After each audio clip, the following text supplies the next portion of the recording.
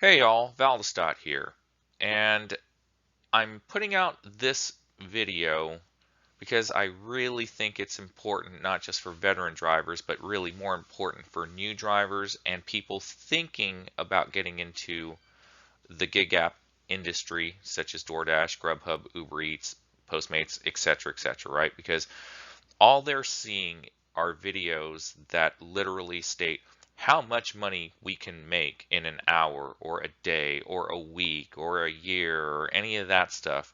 But no one really talks about the negatives of doing this job.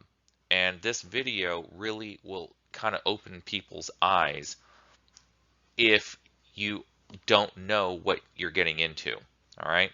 So the cherry picking mileage video is going to be put out sometime on Tuesday.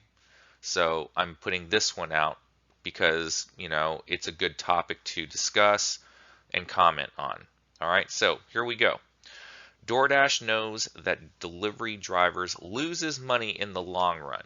Here's the evidence. So here are the reasons why. This presentation illustrates the reasons why DoorDash or any gig app wants drivers to use their own car vehicle. Reason number one, the amount of ridiculous mileage offers they send to drivers. Here are some examples. Here's example one. I saw an IHOP order for $4 going 11.7 miles.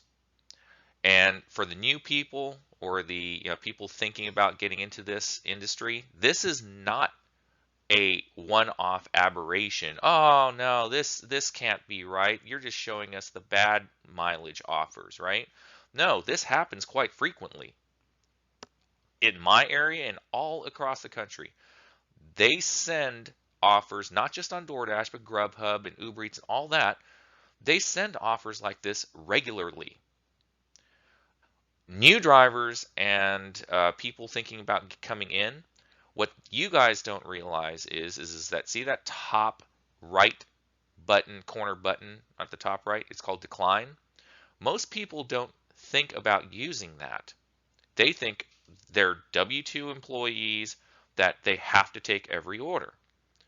I was one of them. In the beginning, I made that mistake. And I drove over 200 miles a day, making less than $150 in a 10-hour period back in the day. So again, this is one of the reasons I'm making this video, to illustrate that this is not uncommon and acceptance rates will be hit hard. Not that you can get deactivated or fired, but it will hamper you from getting into programs like Top Dasher or Premier Driver on Grubhub or whatever, right? It's not that big a deal, but to some people, they think that, oh, you can make more money being a Top Dasher or being a Premier Driver because it gives you the ability to get shifts on Grubhub. But cherry picking is also an option. Okay, so this is the type of order that I would decline. Example two, this is even worse. Okay, 20.1 miles one way, mind you, one way, and it takes me out of my actual zone that I'm in for $4.50. That's 40.2 miles round trip for $4.50.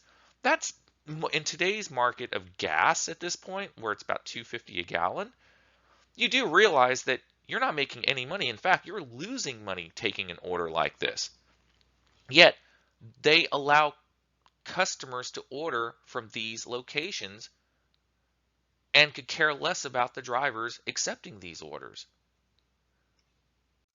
So we all know that over 90% of dashers would never, hopefully never, take these kinds of orders, but DoorDash is hoping that either a new driver, a clueless driver, or a desperate driver would take ridiculous orders like these.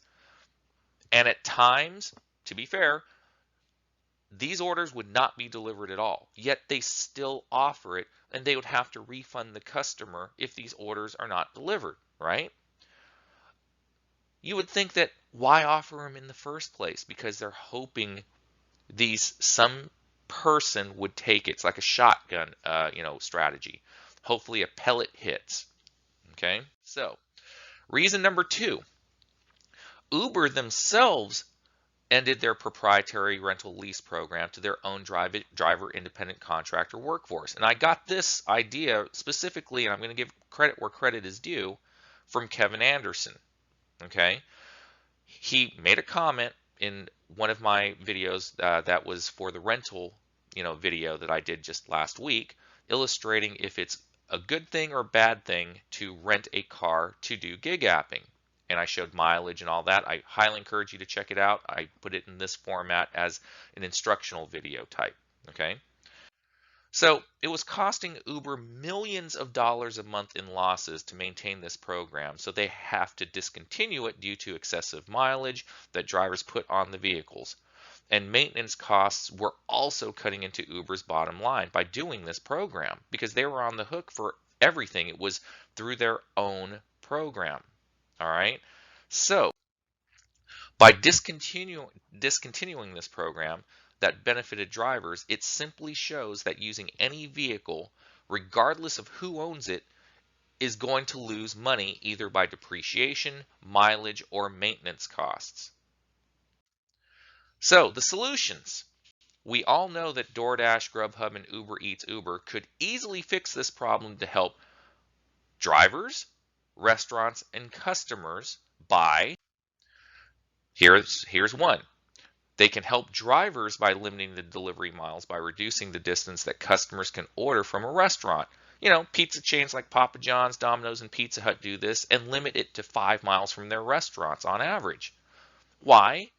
Because they actually don't want their drivers to A, stay too far away from the restaurant, because they do more than just drive. They can also help inside the restaurant, cooking, cleaning, whatever, right? Two, they don't want to kill the drivers' cars because they want reliable employees. And three, it's the right thing to do. Now, there's also four. Chain restaurants have multiple locations, and each restaurant has their own territory region, and I understand that. But there are a lot of places in the country that only have one restaurant as well, and there's no other competing franchisee within the same chain, that's within 10 miles, but they still limit it to about a 5-mile range. Use their own fleet of vehicles with gas included. This is, an answer, right? If you use their own fleet of vehicles with gas included for independent contractors to use and pay us a flat $15 an hour, but keep us as independent contractors. This would solve a lot of problems, folks. Okay, and here's how. Nothing would change if they did this, right? Now I know that you're thinking, well, they're going to lose a lot of money and all this and that, but I have a solution for that as well. So don't get, upset or yelling at the screen that I'm wrong yet, because here's one way of thinking about it that a lot of European and Asian countries do to provide their drivers a living wage. Okay, so nothing would change if they did this. We could still work when we wanted, make our own schedules, and the gig apps wouldn't have to give us benefits or treat us as employees. Just give us a flat $15 per hour contracted rate. A contracted rate, okay? I mean, think about it. If they want us to drive ridiculous amounts of miles, like the $3.50 20-mile one-way trip, right? That's as an example. Extreme example, but an example. And folks, there are plenty of decent offers as well, but they're becoming less and less as time goes on, which is why one of the reasons I'm making this video to illustrate the problems and the solutions to these problems, okay? So don't think I'm just saying that, oh, every gig app company only gives us these orders. No, it's literally, in my market, it's about a 50-50 split. But in the past, it used to be more like an 80-20 split, then it became 75-25, then it became 60-40, and now in my market it's about 50-50. So every other offer that you get seems to be pretty bad now. So anyway, if they want us to drive the ridiculous amount of miles, as long as we get a pay that can provide for our cost of living, we can take every order and not have to resort to cherry picking. We wouldn't have to worry about tips, customer tips, the customers themselves, the location of where it's going to, waiting at the restaurants for excessive times. None of that would matter anymore because, quite frankly, if we're getting paid a flat contracted rate, we'd be on our phones, just waiting for the order, or in our cars just waiting for the order. We wouldn't be mad. There wouldn't be any reason to rush on the restaurant waiting end. Okay? As far as the restaurants are concerned, if there are busy times or late orders, the drivers could care less. I said this earlier. As long as a driver arrives at a restaurant by the designated time, we would be willing to wait however long it took for the order to be ready. Why? Because we'd be getting an hourly contracted rate based on the $15 per hour starting point. Now, again, that's the starting point. In a lot of other areas where the cost of living is higher, that $15 per hour could go up to $20 or $25 an hour. Okay, so don't get mad if I'm just stating $15 an hour, because that's what it would take for us in our market to make it a viable option. Okay, just giving you the heads up. So no need to contact customer service because it forces DoorDash to ensure that restaurants are more accountable for the sake of the customer. Customers want their food prepared in a timely manner, right? So it's not our fault anymore. It's the restaurant's fault. If the order is not ready, hey, don't blame us, blame the restaurant. 2, completion rate rating wouldn't matter nearly as much as drivers would say, no matter how long it took, because we're getting paid anyways. We wouldn't unassign orders anymore. In fact, if you think about it, on time wouldn't matter as much either, because it's all in the restaurant's hands, and at cases, traffic, we get that, but that's what GPS tracking is for. Also, if you think that, we could cherry pick, or not cherry pick, but multi-app, but that would be stipulated that multi-apping using their vehicles is immediate grounds for termination. You must go from point A to the restaurant as soon as you hit accept, and from the restaurant to the customer. That's the fair, right thing to do.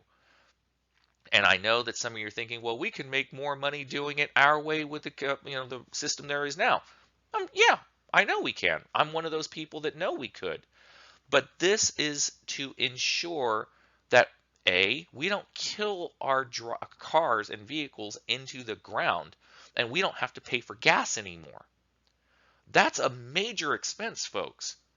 I would rather sacrifice 5-10 extra bucks an hour in order to not have to worry about gas costs, maintenance costs, and vehicle costs anymore.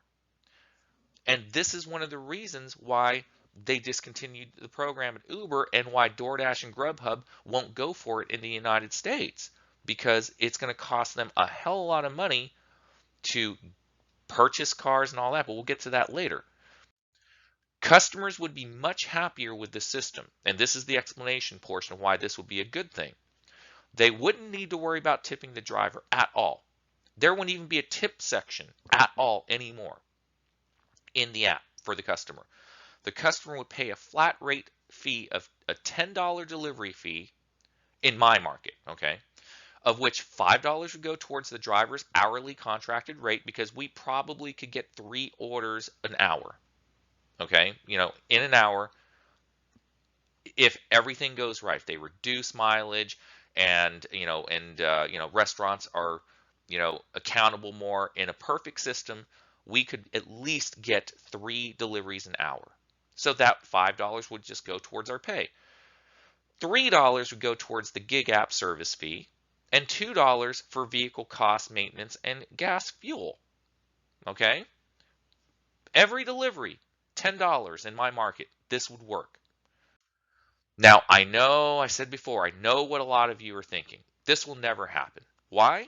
Here's why. Because DoorDash and the gig apps don't need it to. They like the current system as it is. They don't have to spend a dime on purchasing, leasing cars from dealerships or rental companies, or have to worry about maintenance or fuel costs. Okay? They would never, they would have to make serious changes to their business model of ridiculous miles because the costs associated with high mileage deliveries would be on them, not the drivers. 3, they make money off of delivery fees. So the more delivery offers that they receive from customers, then the more revenue they get. So by reducing the distances from the restaurant location to the customers, it would reduce the volume of offers, thus reducing their income. Those are the 3 major reasons that they will never do this system, because they don't really need to. But if they cared, right? So why make this presentation? To illustrate that these gig app companies like DoorDash, Grubhub, and Uber Eats doesn't care. They don't give a damn about anyone but themselves. They say they care about their customers only when it comes to their money. They say they care about their restaurant partners only when it comes to their money. 20 to 40% fees to the restaurants? Really? And we all know they don't care about us drivers, or else drivers wouldn't have as low as a $2 base pay, and with ridiculous mileage offers constantly being offered to us every minute of every day. This is just to show either new drivers or people interested in signing up to become a driver, right? How little they think of us and our vehicles, cars, and the expenses that comes with it. So in conclusion, all in all, folks, I made this video to inform people that knowledge is key, because we damn well know that they're not going to change anything unless the laws change or we sue them through arbitration or a class action. Hopefully, class action, is reinstituted. They banned it in form of arbitration, but there are talks, as I said in another video, that the current administration and Congress is making a push to allow class action lawsuits against corporations to be a thing again. I'm not going to believe it until I see it, but hey, at least they're talking about it, all right? So knowledge is key. Drivers do not have to take every order. You can reject offers as you see fit. Don't take high mileage offers over 5 miles one way, as you will destroy your car over a course as little as 3 years if you don't know these rules. So in the end, remember, folks, don't let DoorDash or any of these other gig app companies use you. Use them. You're not an employee, no matter how much they want to try to treat you as one. Okay? Use the decline button. State in the others hashtag decline now, or there's no way in hell I'm taking a $2.50 offer, and unassign it. Follow the rules within the app so that you don't get deactivated or terminated, right? But within those rules, as long as you stay above a certain percent of completion rate, as long as you meet an on-time rate, as long as you're within the rating system, and as long as you don't do something stupid like confronting a customer or stealing food or anything like that, right? That you can't prove that you didn't, obviously, right? Like stealing food like we did. We proved it, they just still didn't care. But the point is as long as you follow the rules, you can practically do almost anything you want. Okay, folks? So take all this information with a grain of salt. It is all based upon my market. So adjust it to your market's needs. Like I said, $15 an hour works for us here. It may not wherever you're at. But if they really wanted to, they could do this and make it work. And everyone would win. But they won't, because it involves more money for them to get it started to get to that point. Have a good day, folks. Hopefully you'll all make some decent money today and take what I said to heart for all the new people or for anyone thinking about getting into this industry. Have a great day.